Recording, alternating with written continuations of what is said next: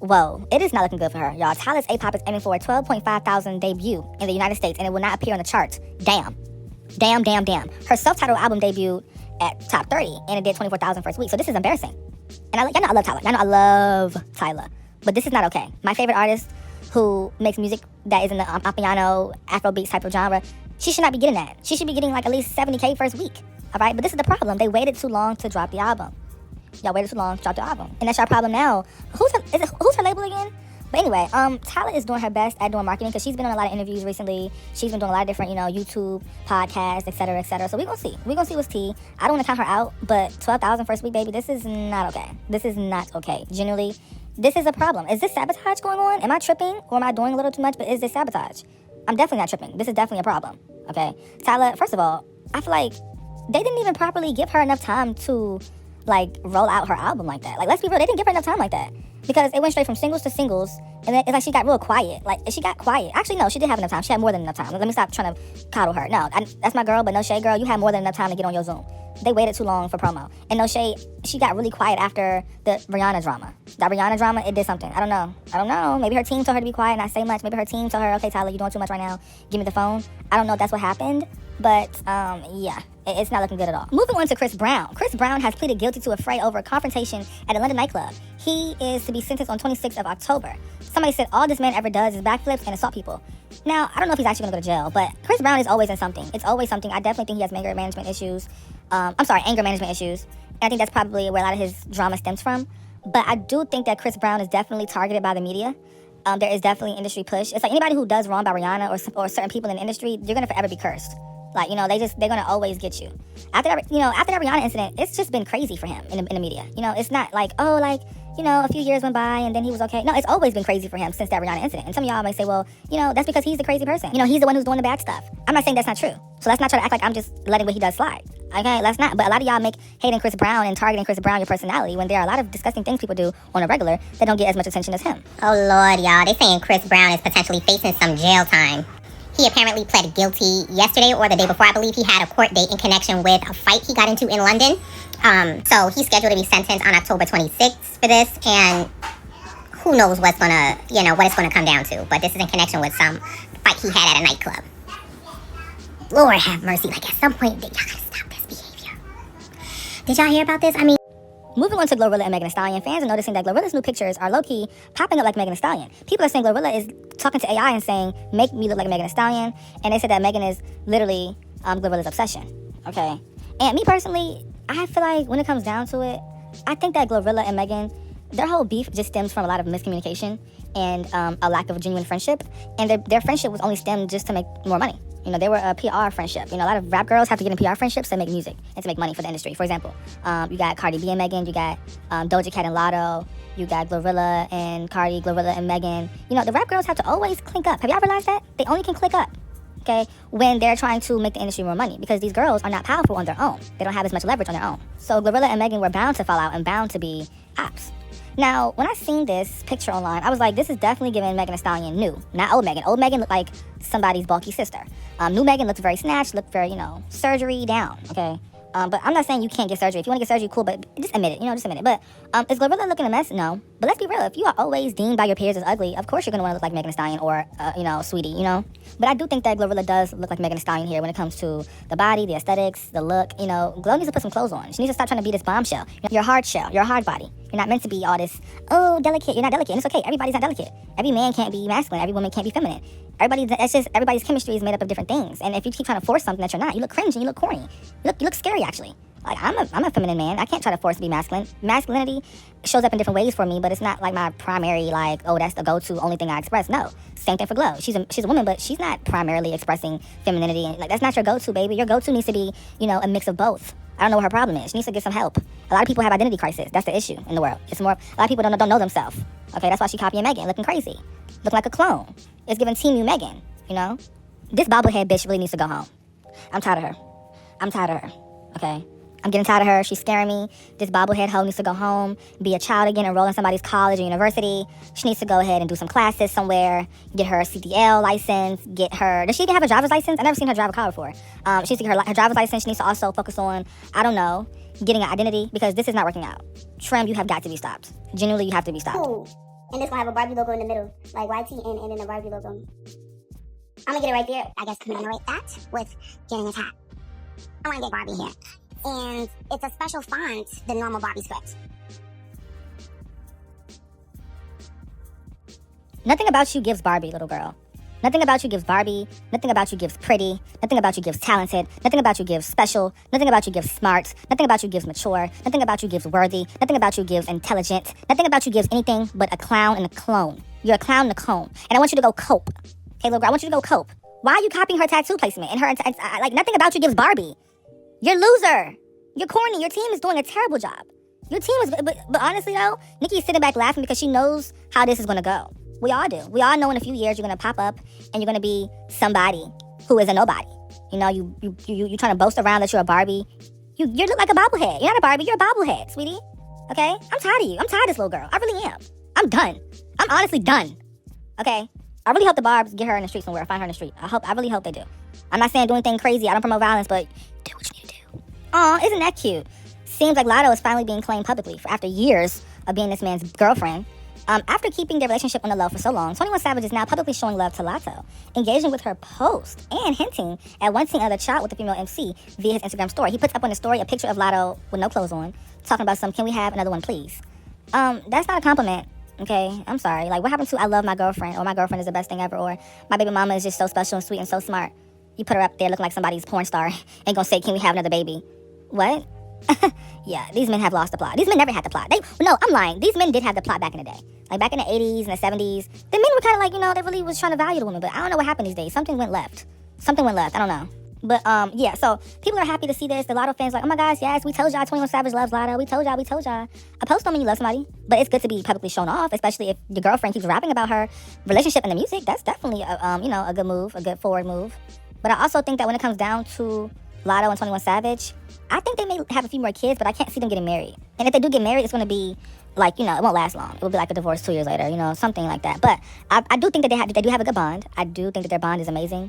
I do think that they're best friends. I think that they have a good relationship right now. But when marriage and babies come along, it opens a whole new side of your partner, and it opens a whole new door of who that person is. You have to see them, how they move with that life change. So I'm only saying that because it's easy for things to work out when there's not much at stake.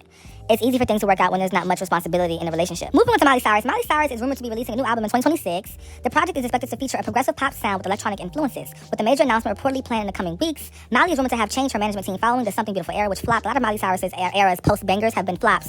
Nothing has taken off. It's just been a struggle for her, but her music has been good. I love her song, Midnight Sky.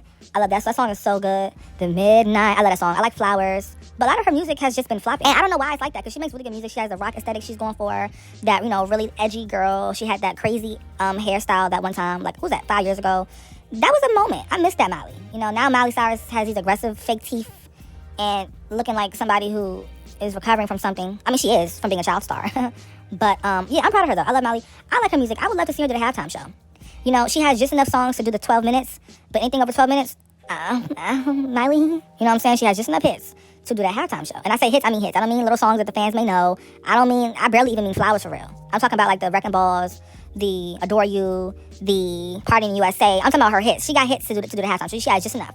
And I don't want to see people in the comments, oh, you need to stop being mean to Miley because Miley is an icon. She is an icon on Disney Channel. But in the grand scheme of being a musician, she's not an icon in the music world. But, she's a Disney legend. She's definitely popular. She's definitely successful when it comes to music. But I feel like Miley, like the bangers era kind of stunted her growth a bit. Like it kind of, I don't know. It just didn't benefit her.